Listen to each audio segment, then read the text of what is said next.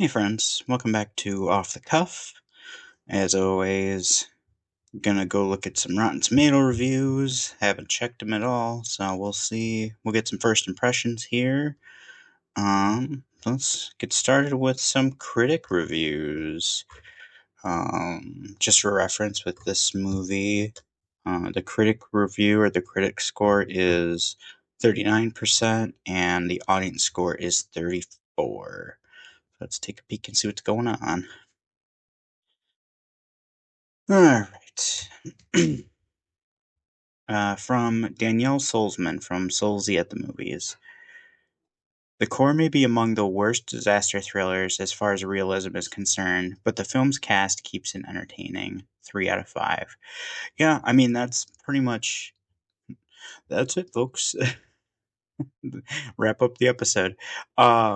Yeah, I mean that's basically it, right? Like the effects are really cheesy. The Rome destruction scene is really cheesy.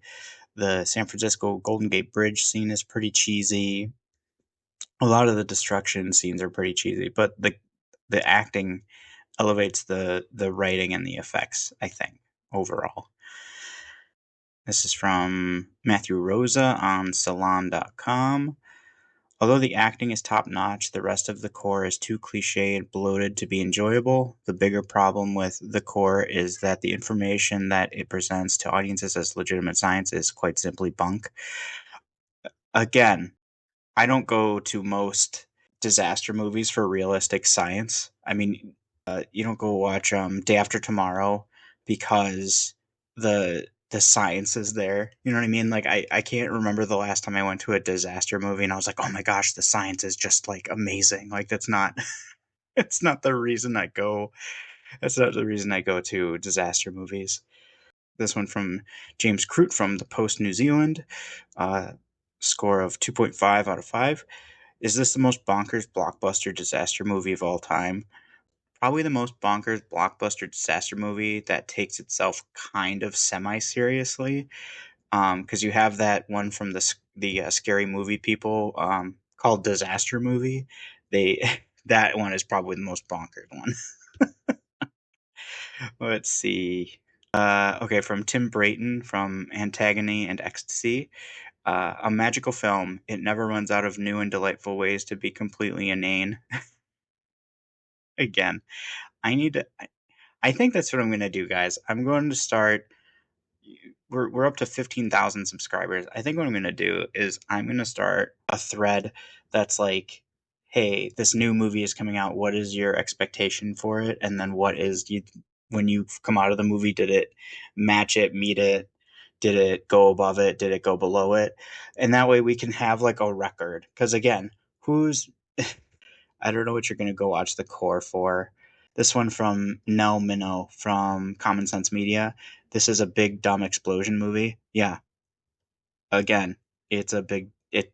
You got it. You nailed it. It's a big dumb explosion movie. Like not looking for high art here, guys. From Rory L. Aronsky from Film Threat.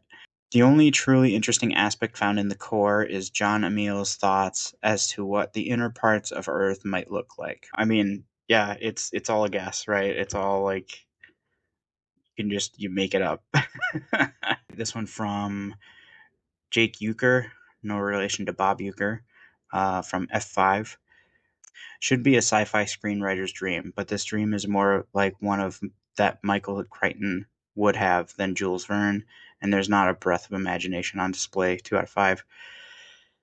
Again, I keep saying it over and over. Like, what are you expecting from this movie? Like, I don't think it's necessarily the screenwriter's fault if the effects are bad. You know what I mean? Because there's some writing that's solid. You have to definitely make sure that your actors are up to snuff. And this is. I see this movie almost like Mars Attacks, where, you've got this incredible A roster. You've got, your Jack Nicholson and your Pierce Brosnan and your Danny DeVito. You have this A roster, but this complete nonsensical script, this complete nonsensical movie, and it comes out well. I mean, again, I don't know what you're expecting from this movie. This one's from Oz eFilm Critic, score of 2 out of 5. Look out, it's diamonds as big as Cape Cod. No, they're large black blobs that the CGI guys clearly didn't have time to fill in with vector graphics. No need for alarm. Again, yeah, let's poke at the CG. What are we expecting here? This I don't know how many times I can say it. Like it's a big dumb disaster movie. It's not like it's going for high drama here. So why don't we go over to the audience ones? Oh, here's a good one. 4 star from Paul. Strangely, one of my favorite popcorn disaster films of all time. The effects and action are very good, even if the drama seems to be formulaic. Every so often, I need to rewatch and enjoy this one. I didn't understand when Roger Ebert was thumbs down on what I consider a worthy 134 minutes of great entertainment. This film is no throwaway. Again, it's a dumb disaster movie. I'm not sure why people are all up in arms over like, oh, this movie sucks. This one above, this actually right above it is a 2 star from Brad. A completely stupid popcorn flick, but one that nevertheless still holds some interest. Yeah, I mean, you're there to ingest your popcorn calories and your butter calories for the day. Like, I don't see what the problem is here. A lot of the reviews on the audience side are actually pretty good. Like they're 3.5, 4, 5 star. Like they get it. They understand that this is kind of like a dumb movie, but like why was there to hate on? Here we go. One from Max is 2.5 stars. Well, I have mixed feelings for this movie. It is nostalgic. I watched it for the first time in 2014 in my class. The acting is pretty good, and the movie has some good tension that gets you hooked. Unfortunately, that only happens after the first hour. The effects are pretty bad. Didn't age well. Yeah, the effects don't look great. The effects didn't look great back in 2003, Max. I can tell you that. This review is from 2024. It didn't look good when it came out originally. I can tell you that from here. But again, I think the acting is enough to get you past some of the nonsense that you suspend. You should be going into this movie suspending your disbelief because it is nonsense. It's all nonsense. But it is such a great cast. Like the actors are all quality actors. They all do such a good job. And everyone it's one of those movies I think everyone knows the gig. Everyone knows what's happening. This is a B flick. We all know it's a B flick. You're all getting paid. Like let's do the best we can. And I think it comes together really, really well. 2.5 star from Lisa. The movie had some of the very best B list actors, but sadly, it did not capture my attention. Maybe it was the early 2000s graphic. I don't know, but this was not executed properly. My guess is it's probably the effects, and you just didn't get bought in to the story, like the emotional side, because you don't really get hit with any sort of like emotional side of the movie until about the time that Bruce Greenwood um, kicks the bucket in the movie. That's when you probably first have your emotional moment, and then they start getting picked off one by one. But if you're not bought in to the emotion by that point, I think it's supposed to be for him specifically the scene where he's talking to um, Miss Swank when she fails the mission, and he has that speech about. It's a very similar speech to the one he has with Kirk, with the, you know, your father was captain for 12 minutes and he saved 800 lives, including yours and your mother's. It's a very similar conversation he has where the dialogue is something along the lines of, you've never failed. You even saved NASA and my ass when we were crashing the shuttle with the course correction. So she had never had a loss, or so like her like big leadership hurdle is she had to experience a loss, and not even necessarily a physical loss, but like you had to lose. You have to be able to lose. But if you're not bought in by that point, then it's really hard to get through the movie.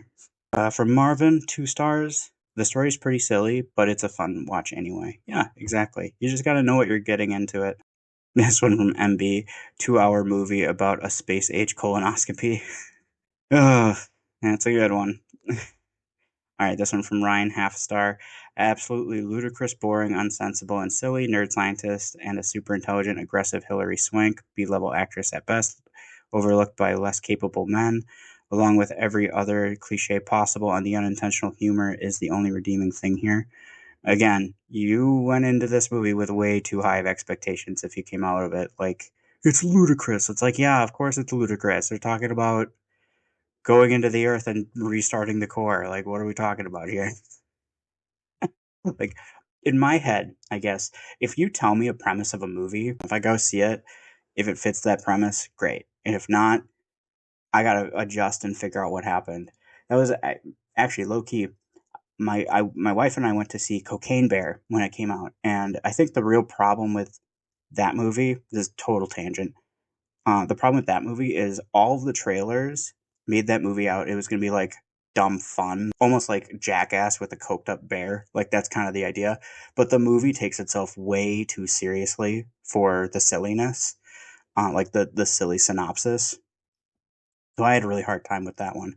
Whereas this one, if you just looked at it, you're just like, oh, okay, this is gonna be a dumb whatever, and it's actually really quippy, and it doesn't take itself too seriously at all. Like in the video when we talk about like the unobtainium, like what a completely ridiculous thing to say that we're not gonna take seriously at all, like tongue firmly in cheek. Again, it comes down to expectations. Let's see if we can find a couple more here. 2 stars from Colin.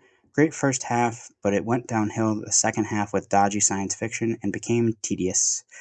Yeah, again, it, this is like that science fiction where you really have to suspend your disbelief. Again, I keep repeating myself, but this is like we're gonna do sci-fi nonsense and restart the core. I mean, it's as ridiculous as Armageddon, in my opinion. I put them in the same bucket, and I can enjoy both movies pretty equally. Even though in Armageddon it's awkward to have Liv Tyler making out with the dude with Steve Tyler singing in the background. It's a weird thing. Okay, let's see here. This one from Samuel. 2.5 stars. Well, if you ignore the science and stop guessing what will happen, you'll be right. Then it's mildly entertaining. Yeah, this is a turn your brain off kind of movie. I don't know why you're trying to think too hard about it. Half a star, there were some exciting moments. I think it'd be worth more than half a star then. Some of these reviews, when I back in my day, some of these reviews to me are like, if you have nothing nice to say, don't say anything at all. Unless you're just review bombing a movie, there's really like you're trying to make a point. There's like no, there's no reason to put like a half a star. Yeah, a lot of these are like, what the hell did I just watch? Like 3 out of 5, interesting but not impressive. I don't know. You're supposed to like, I don't know the distinction here. Okay, here we go. Anonymous, 2.5 star. A guilty pleasure among fans of disaster movies. A good, likable cast in a movie that features a plot you might have thought of in playing disaster movie in the backyard with your friends in elementary school. Yes, it's preposterous. Not too many realistic disaster movies out there. In terms of that genre, one of the weaker entries, but still a fun watch when there's nothing on TV. That's fair. I mean, you hit the point on the head, though, Mr. Anonymous or Mrs. Anonymous or Miss Anonymous. It's preposterous. It's ridiculous. It's stupid. But it's like, that's what it is. It's unique in premise. You know, you're not going to have the core happening at the same time as another movie, unlike Armageddon and Deep Impact or Dante's Peak and Volcano. You don't get these movies being made at the same time by different studios. I can't see somebody doing that with the core unless somebody happened to come out with a Journey to the Center of the Earth. That might have been one. That might have been around when the Brendan Fraser one came out. I'd have to double check. I think that one was closer to 2009 though. Let's find one more. 1 star. Recently, my roommate offered me $20 to rewatch this movie with him. I said no. Oh man, that's an easy $20. What are you doing? I would have taken that in a heartbeat. $20 to rewatch this movie? Come on. You're no fun. Right. All that being said, thank you all so much for watching. Like I said, we're up on 15,000 subscribers now, which is freaking crazy. And I appreciate all of you so, so much. It really means a lot to me, all the support the channel has been getting. And I'll keep doing my best for you guys. And if you have any suggestions, please feel free to comment or email me. My email is attached to the YouTube channel. And if you like what you see, please like the video. Please subscribe if you haven't already, if you enjoy what's happening. Otherwise, yeah, I'll see you all in the next one. Take care and good boy.